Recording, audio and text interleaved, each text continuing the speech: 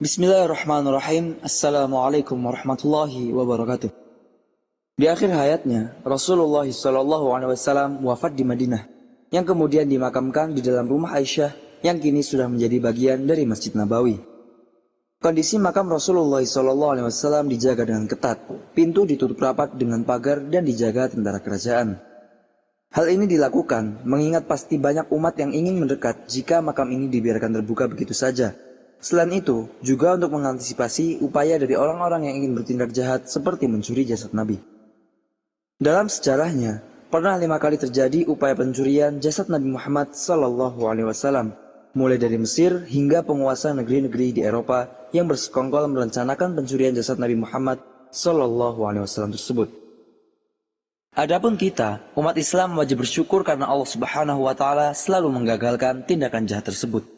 Lantas, bagaimanakah kisah sejarah percobaan pencurian jasad Nabi Muhammad SAW ini? Dan berikut adalah 5 aksi gila percobaan pencurian jasad Nabi Muhammad SAW.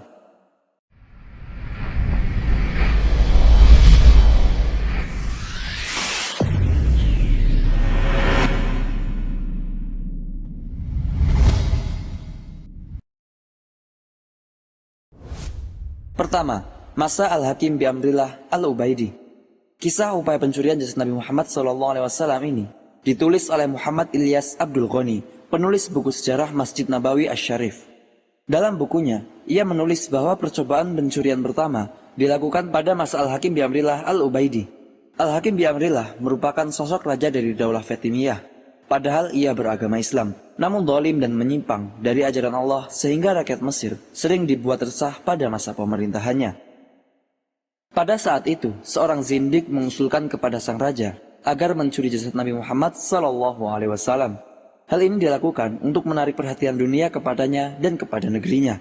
Dengan menghadirkan Rasulullah SAW ke Mesir, maka negeri itu akan menggantikan Madinah serta dikunjungi banyak orang. Namun atas izin Allah Subhanahu wa Ta'ala, rencana jahat tersebut pun gagal. Pada malam rencana tersebut dijalankan, ternyata Allah mengirimkan angin besar ke Madinah dan bumi pun tergoncang karena kuatnya angin itu. Hal ini menjadi penghalang tujuan para penjahat tersebut. Yang kedua, masih pada masa Al-Hakim bi'amrillah Al-Ubaidi. Kegagalan rencana awal tidak membuat Raja Al-Hakim bi'amrillah tersebut jera. Ia kembali menyusun rencana untuk mencuri jasad Nabi Muhammad SAW. Kali ini prajuritnya mampu memasuki kota Madinah, dan untuk melancarkan aksinya, mereka tinggal di dekat Masjid Nabawi. Mereka mulai menggali tanah untuk membuat terowongan menuju makam Nabi Muhammad SAW. Namun dengan izin Allah, keajaiban pun kembali terjadi. Terdengar suara menyeru di tengah-tengah masyarakat kota Madinah, yaitu dengan kata-kata, "Nabi kalian akan digali kuburnya." Masyarakat pun kemudian melakukan penyelidikan dan mendapati utusan Al-Hakim bi'amrillah Al-Ubaidi tengah menggali terowongan di dekat Masjid Nabawi. Mereka kemudian dihukum dan dibunuh. Yang ketiga, rencana pencurian jasad Nabi Muhammad oleh penguasa di Eropa. Ditulis oleh sejarawan Ali Hafid dalam kitab Fusul min Tarikhil Madinah Al-Munawwarah. Peristiwa ini terjadi pada tahun 1164 Masehi, ataupun bertepatan dengan 557 Hijriah. Saat itu, kondisi umat Islam dalam keadaan lemah karena masa perang salib, sehingga para penguasa Eropa bersepakat untuk mencuri jasad Nabi Muhammad SAW. Pada musim haji, para pengawal negeri-negeri di Eropa mengirimkan 2 orang utusan untuk mencuri jenazah Rasulullah SAW. Kedua orang itu menyamar sebagai jamaah haji dari Andalusia yang memakai pakaian khas Maghribi. Keduanya pun ditugaskan untuk melakukan pengintaian untuk mencari kesempatan mencuri jasad Nabi Muhammad. Setelah melakukan analisa lapangan, keduanya memberanikan diri untuk menyewa sebuah rumah yang lokasinya dekat dengan makam Rasulullah SAW di sekitar Masjid Nabawi.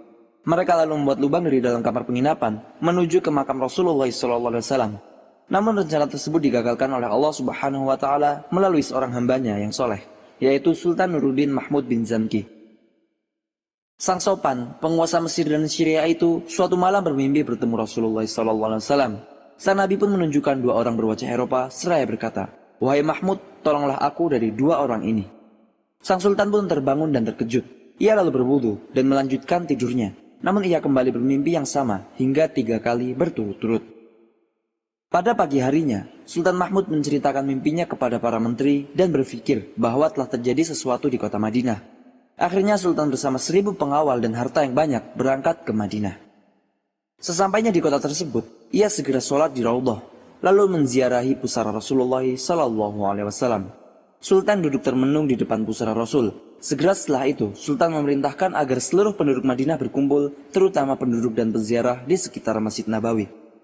Sultan lalu membagi-bagikan hadiah pada setiap orang yang datang dengan harapan bisa bertemu dengan dua orang yang dilihatnya dalam mimpi itu. Namun sayang, ia tidak bertemu dengan dua orang yang dicarinya itu. Sultan Nuruddin lalu berkata, apakah ada yang belum mendapatkan hadiah? Mereka pun menjawab, tidak ada, kecuali dua orang dari Andalusia. Keduanya tidak mengambil sedikit pun karena tengah khusyuk beribadah di Raudhah dekat makam Nabi. Setelah dicari, kedua orang itu segera dihadapkan kepada Sultan Nuruddin untuk diinterogasi. Pada awalnya, mereka mengaku sebagai peziarah muslim dari kota Andalusia. Namun wajah mereka terlihat gurat-gurat ketakutan dan jawabannya pun berbelit-belit. Untuk mendapatkan kebenaran jawabannya, kedua orang tersebut kemudian dibawa ke bilik dinding dan dibukalah celananya. Ternyata kedua orang itu tidaklah berkhitan. Setelah diinterogasi terus-menerus, keduanya mengaku bahwa mereka adalah tentara salib. Keduanya mengaku melaksanakan tugas suci dari sebuah liga internasional untuk mengambil jasad Nabi Muhammad SAW dan dibawa ke Eropa. Usaha pencurian itu sudah mereka lakukan sejak lama dengan cara menggali terowongan di sebelah kiblat luar Masjid Nabawi. Kedua utusan itu pun akhirnya dihukum mati. Yang keempat adalah kelompok perampok. Upaya keempat, saat sejumlah orang mencuri dan merampok kafilah jamaah haji, mereka bertekad untuk menggali makam Nabi Muhammad SAW. Mereka berbicara dan terang-terangan mengutarakan niat mereka. Mereka lalu menyeberangi lautan menuju kota Madinah. Kemudian Allah menolak serangan mereka dengan kapal yang telah disiapkan dari Mesir Al-Iskandariyah yang mengikuti mereka, kemudian menangkap mereka semuanya dan memenjarakannya. Dan yang kelima, 40 orang yang ingin menggali makam Abu Bakar dan Umar. Usaha kelima dilakukan dengan rencana menggali makam Abu Bakar dan Umar bin Khattab, terjadi di pertengahan abad ke-7 Hijriah. Sejumlah orang yang mencari 40 orang dari Aleppo Suriah ingin menggali kubur di malam hari. Kemudian bumi pun terbelah dan menelan mereka semua. Hal ini diceritakan oleh pelayan Al-Haram An-Nabawi pada saat itu. Beliau adalah Syawat Asy-Syamsu Al-Matin, dan inilah 5 aksi gila percobaan pencurian jasad Nabi Muhammad SAW. Mudah-mudahan video ini bermanfaat bagi kita semua. Amin ya rabbal alamin. Wallahu ta'ala a'lam. Wassallallahu wasallam wa baraka ala sayyidina Muhammad wa ala alihi wa sahbihi ajma'in. Wassalamualaikum warahmatullahi wabarakatuh.